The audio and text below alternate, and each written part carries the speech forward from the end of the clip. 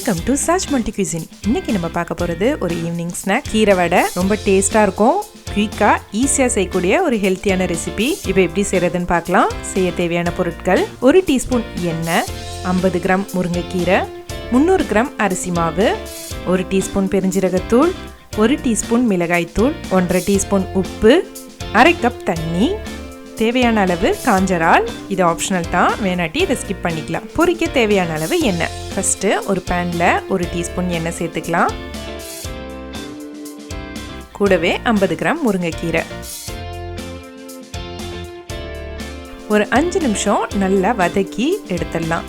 கீரை அதுக்குள்ளே வெந்துடும். இந்த ரெசிபி ரொம்ப குயிக்காக செஞ்சிடலாம். உங்களுக்கு கொஞ்சமாக கீரையும் அரிசி மாவும் இருந்தால் போதும். கீரையை நல்லா வதங்கிடுச்சு. இப்போ அதை ஒரு பவுலில் எடுத்து வச்சுக்கலாம்.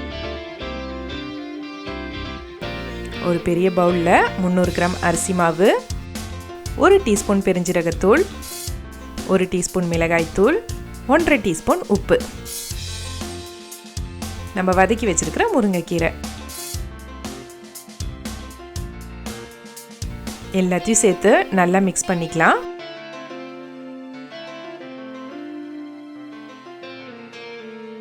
கீரை ஒன்றோட ஒன்று ஒட்டாமல் இருக்கிற மாதிரி நல்லா உதிர்த்து விட்டுக்கலாம். 1/2 கப் தண்ணி சேர்த்துட்டு நம்ம தட்டைக்கு செய்கிற மாதிரி மாவை பிசைஞ்சு எடுத்துக்கலாம்.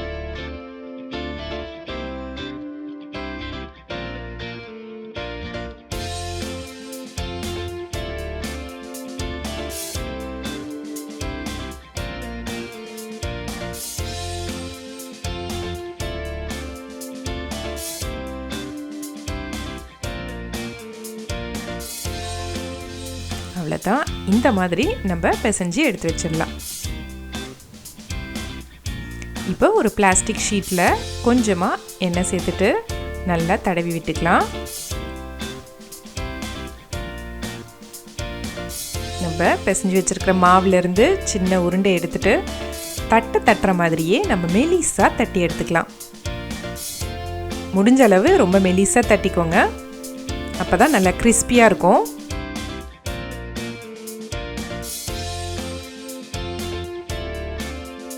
இப்போ நான் காஞ்ச இறால் சேர்க்குறேன். இது ஆப்ஷனல் தான். இறால் இல்லாமலும் ரொம்ப டேஸ்ட்டாக இருக்கும். உங்களுக்கு வேணாட்டி இதை ஸ்கிப் பண்ணிடலாம்.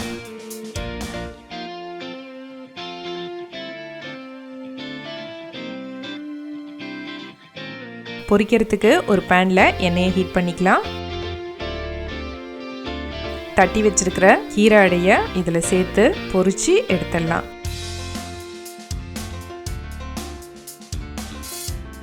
ஒன்று ஒன்றா பொரிச்சு எடுக்கலாம், அப்போ தான் உடையாமல் வரும்.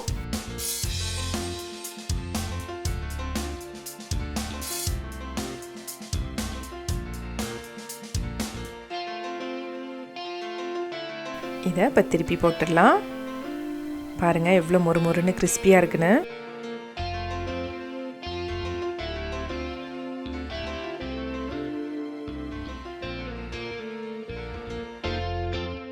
அதே மாதிரி இப்போ ஒன்று ஒன்றுத்தியாக நம்ம தட்டி பொரிச்சு எடுத்துடலாம்.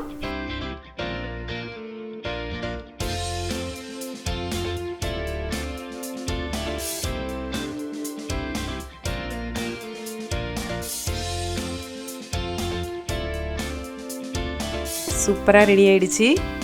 கண்டிப்பாக ட்ரை பண்ணி பார்த்துட்டு எப்படி இருந்துச்சுன்னு கமெண்ட்ஸில் சொல்லுங்கள்.